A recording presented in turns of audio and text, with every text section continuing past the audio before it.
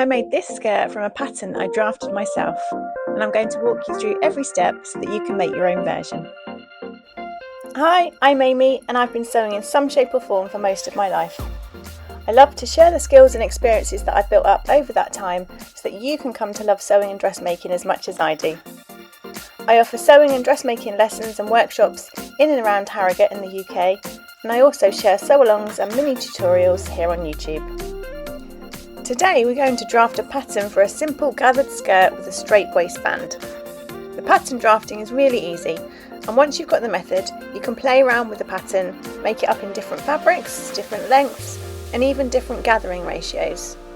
This will be a two-part mini-series, with today being part 1, all about drafting the pattern, and then in my next video I'll show you how to sew the skirt together. So let's get into the pattern drafting. So this is what we're aiming for. We've got 3 pattern pieces, one for the front, which is cut on the fold of the fabric, one for the back, which is a cut 2 piece, and then the waistband, which is also cut on the fold. So if you get confused at any point, just come back to this section of the video to reorientate yourself. First, we're going to look at the main skirt pieces, so the front and the back.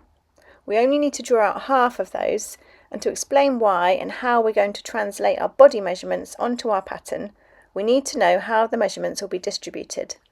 So the front pattern is cut on the fold of the fabric, so this means that however big our paper pattern piece is, it will be twice the size in fabric. So the front is going to account for 50% of our total measurements, but as it's cut on the fold, we can halve the dimensions of our paper pattern to 25% of our total measurements. So on screen you can see on the left hand side we've got the paper pattern, which is the cut and fold, and on the right with the pink drawings we have the representation of the fabric, and the dotted line in the middle represents the fold in the fabric. The back pattern is going to be cut as 2 pieces, one for the left and one for the right of the skirt, and the 2 pieces will be joined by a centre back seam with a zip at the top so we can get in and out of the skirt. These 2 pieces will be identical, so we can cut them at the same time through both layers of the folded fabric. Therefore, our pattern piece for the back is also going to account for 25% of our total measurements. So on screen, on the left in green, we have the representation of the paper pattern, and on the right in pink, we have the actual fabric pieces.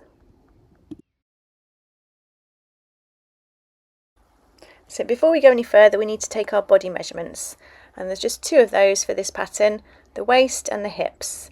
So for the waist, you need to wrap your tape measure around the smallest part of your torso, and then take the measurement there. Make sure it's level all the way around and is flat to your body. And then for your hips, you need to place the tape measure around the fullest part of your bottom and your hips, and take the measurement. Again, it needs to be flat to your body with no excess, and straight and parallel to the floor all the way round. So there is one more measurement that we need, and that's the length that you'd like your skirt to be.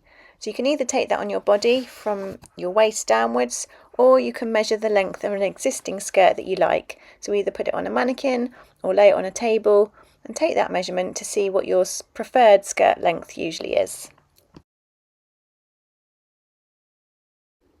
For our main pattern pieces, we only need our hip measurement.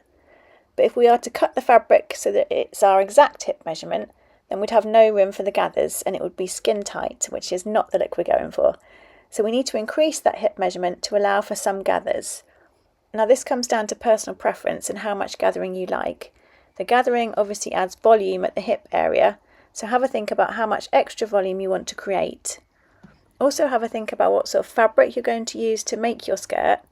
If it's a thicker, stiffer type of fabric, then your gathers will look bigger, e.g. quilting cotton or cotton poplin. But if it's a lighter weight fabric like rayon or viscose, then your gathers will be less pronounced. So mine is a viscose blend. So when we draft our own patterns, we're our own designers, so we can decide exactly what we want. So a couple of examples might be to go with twice of your hip measurement, or 1.5 times your hip measurement. So in mine, I'm going to go with 1.5, so that means I need to multiply my hip measurement by 1.5, and that equals 54 inches.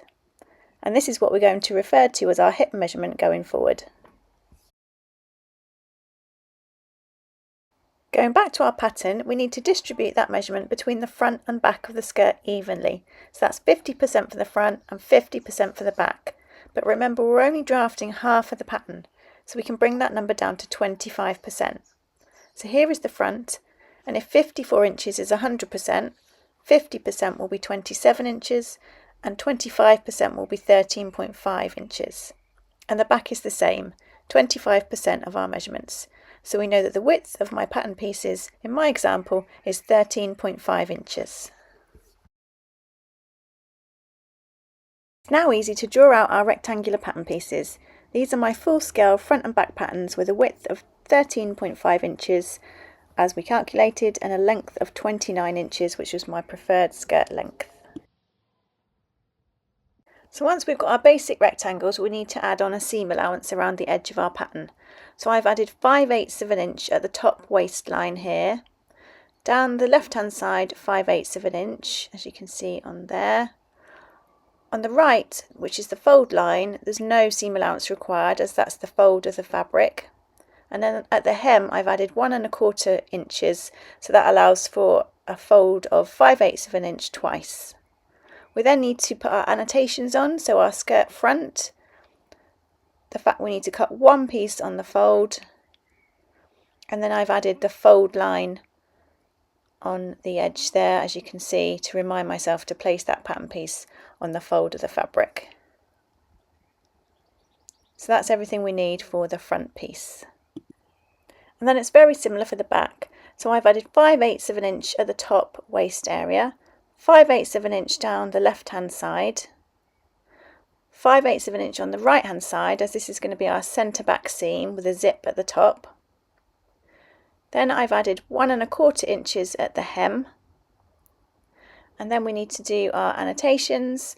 So the name of the pattern piece is the skirt back, the fact that we need to cut 2 of these pieces, and then finally I've added the grain line, which is this line here, which is parallel to the centre back seam, and this tells us where we need to place the pattern piece on the fabric. So that's parallel to the selve edge of the fabric.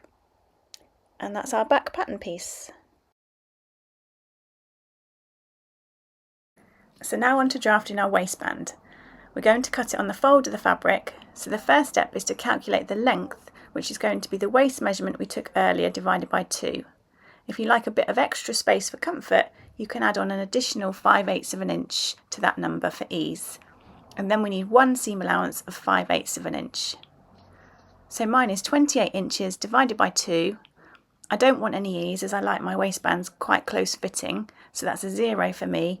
And then I need to add on 5/8 of an inch for a seam allowance, which gives me a total of 14 and 5/8 of an inch for my waistband length. Then we're going to square down by the width that we want our waistband to be. So I'm going to do 2 inches, but you can do whatever you like. We need to add on 2 seam allowances onto that for the top and bottom, which gives me a total width of 3 1/4 inches. So we therefore need to draw out a rectangle of those dimensions and label it waistband, cut 2 on the fold, and cut 1 out of interfacing. And finally, mark one of the short ends as cut on fold to remind you to do just that.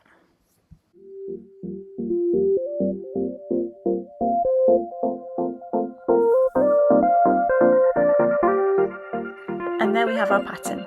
So we just need to cut that out and we're ready to place it on fabric. So that's it for this video. I hope that you found it useful and were able to draft along with me. And look out for the second video in this mini series where I'll be showing you how to cut out the fabric and sew this skirt together. If you're enjoying my videos and want to see more, please do like, subscribe to my channel and share the videos with your friends to help other like-minded people find me. Until next time, happy sewing!